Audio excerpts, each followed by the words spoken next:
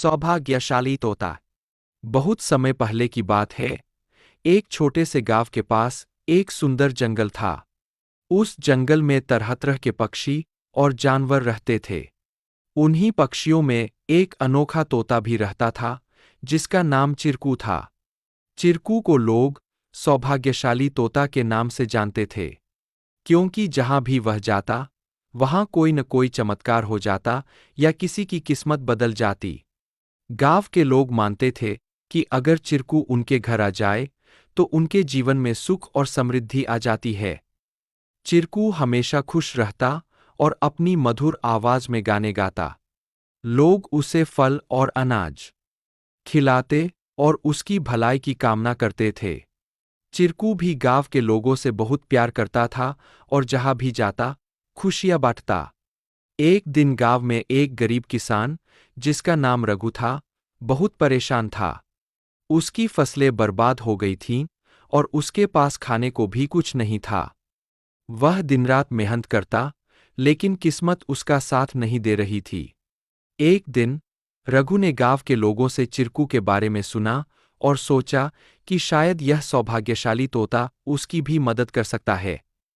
रघु ने तय किया कि वह चिरकू से मिलकर अपनी किस्मत बदलने की विनती करेगा। अगले दिन वह जंगल की ओर चल पड़ा और चिरकू को खोजने लगा। बहुत ढूंढने के बाद उसे चिरकू एक पेड़ की डाल पर बैठे हुए मिला। रघु ने बड़े ही आदर के साथ कहा। चिरकू ने रघु की बातें ध्यान से सुनी और उसकी आंखों में दया उमड़ आई। चिरकू ने अपनी चोंच में एक छोटी सी चमकती हुई पत्ती उठाई और रघु को देते हुए कहा, यह जादुई पत्ती है।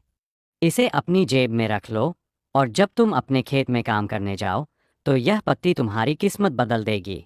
रघु ने धन्यवाद कहा और वह पत्ती लेकर अपने घर लौट आया। अगले दिन वह अपने खेत में काम करने के लिए गया। जैसे ही उसने खेत में जुताई शुरू की, अचानक से बारिश होने लगी। उसकी सूखी जमीन हरी भरी हो गई और थोड़े ही समय में उसकी फसलें लहलहा उठीं। रघु की मेहनत सफल हुई और उसकी किस्मत सच में बदल गई। अब रघु के पास भरपूर अनाज था और वह फिर से खुशहाल जीवन जीने लगा।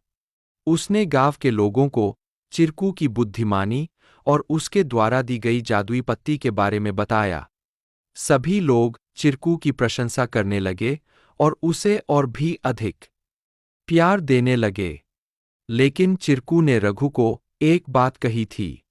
याद रखना, यह पत्ती सिर्फ तुम्हारी मेहनत का साथ देगी।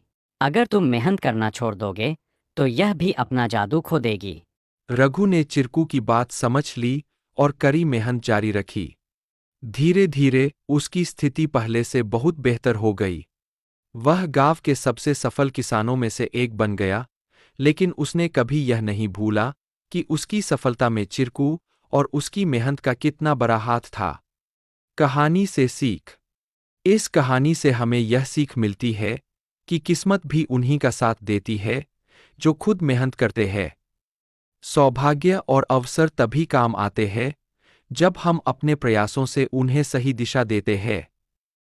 Please like, share and subscribe our channel to learn more.